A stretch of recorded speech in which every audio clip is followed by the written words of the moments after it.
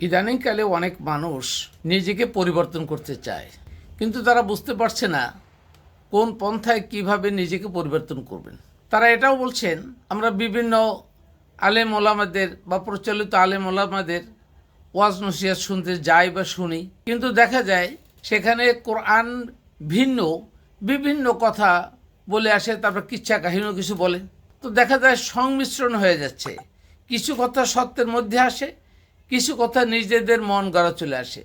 আসলে বুঝতে পারছি না এই আধা ঘন্টা 1 ঘন্টার ওয়াজ নসিহত করে কি আমরা পরিবর্তন হব, নাকি শুধু হুজুরেরই নিজের পকেটের পরিবর্তন হচ্ছে। অত্যন্ত গুরুত্বপূর্ণ কথা বলছেন এবং অনেকেই এভাবে, যারা বলছেন না তারাও বিভিন্নভাবে আমাদেরকে ইশারা ইঙ্গিতে আকারে আঙ্গিকে বিভিন্ন কমেন্টের মাধ্যমে জানাচ্ছেন।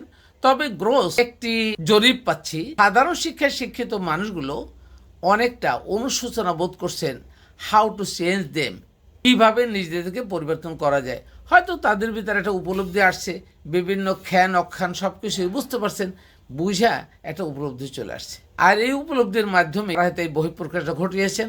আমি আমার দিক থেকে তাদের সকলকে, ইভেন মানবকুলকে আমি আমার মতামত ব্যক্ত করছি।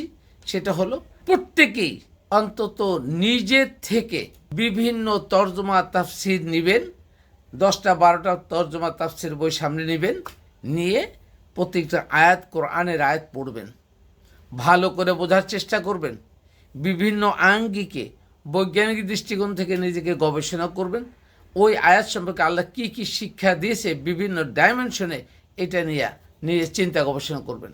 এরপর দেখবেন কার তর্জমা কীরকম এবং কোন রাইটারের তর্জমা কীরকম আছে। এইটা দেখলেই আপনার ভিতরে একটা সুষ্ঠু চিন্তাধারা প্রবাহমান হবে। যখন আপনি একটা আয়াত নিয়ে চিন্তা করবেন, তখন আপনি মনে করবেন যে আপনার বিবেক এটা আল্লাহর দেয়া, কোরআন আল্লাহর দেয়া। বিবেকের সাথে কোরআনের একটা অদ্ভুত মিল। এইটা যে রক্ত মাংসের কম্পিউটার, এই কম্পিউটারে বারবার আপনাকে অ্যানালাইসিস করতে সুবিধা করবে। কোরআন যা আছে হুবহু তাই আছে, কিন্তু আপনাকে অ্যানালাইটিক্যাল পাওয়ার দিয়েছে আল্লাহ তাআলা। এই রক্তমাংসের কম্পিউটার থেকে যখন আপনি বিভিন্ন ডাইমেনশনে কোরআনের বিভিন্ন আয়াত নিয়ে, বিভিন্ন উপমা নিয়ে, উদাহরণগুলো নিয়ে, এইভাবে বিভিন্ন ডাইমেনশন আপনি ক্রস চেক করবেন, বোঝার চেষ্টা করবেন, মানুষ আল্লাহ তাআলা মানুষকে কি বুঝাতে চেয়েছে সেটা যখন জানতে ও বুঝতে চেষ্টা করবেন, তখন দেখবেন একটার সাথে আরেকটা আয়াতের অত্যন্ত অদ্ভুত একটা মিল।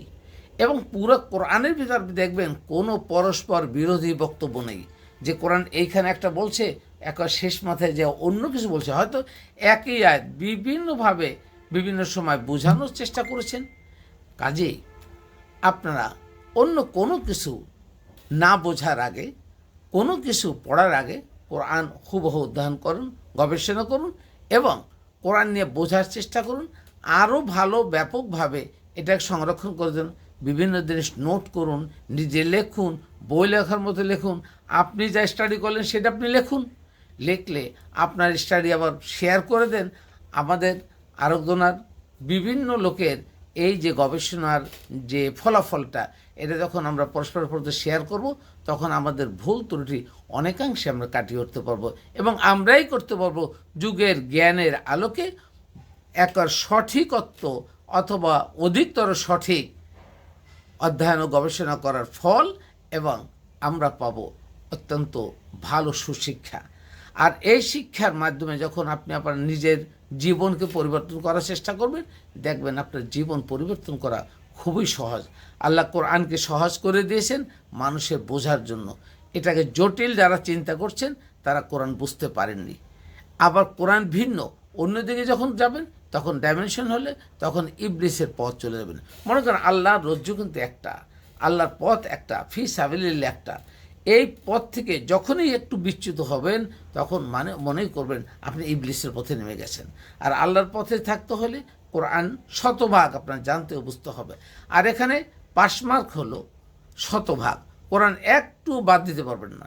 তাহলে যদি বাদ দেন, তার মানে হলো আপনি ওইটুকুই অস্বীকার করলেন, ওইটুকু আপনি আমল দিলেন না, ওইটুকু আমল করলেন না, তাহলে আপনার আমলটা পরিপূর্ণ হবে না। আর পরিপূর্ণ না হলে আপনি তওবা না করলে ওইটার জন্যই আপনার কবিরা গুনাহ হবে এবং আপনি কিন্তু জাহান্নামের রাস্তায় নিজেকে ধাবিত করছেন। আর জান্নাতের রাস্তায় ধাবিত হতে হলে শতভাগ পড়তে হবে, জানতে হবে, জানার চেষ্টা করতে হবে। হয়তো অনেকে মনে করছেন কি এটা কি সম্ভব, পরিপূর্ণ কোরআন একেবারে শতভাগ আমি জানবো? আমি নিজেও তো পুরো জানি না বা জানার চেষ্টা করছি কিন্তু উপলব্ধি করে পারছি না।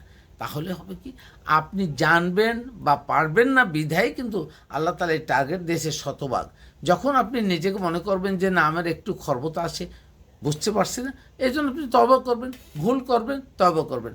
আল্লাহ খালেস নিয়তে তওবা করলে তখন ওই ভুলের জন্য আল্লাহই আপনাকে সমাধান দেখিয়ে দেবে।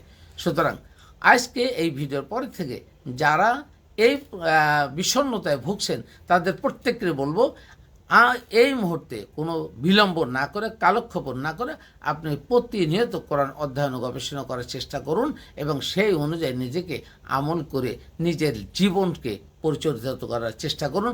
তাহলে আপনার জীবন সুস্থ ধারায় চরিতার্থ হবে ইনশাআল্লাহ। জাফর আহমেদ।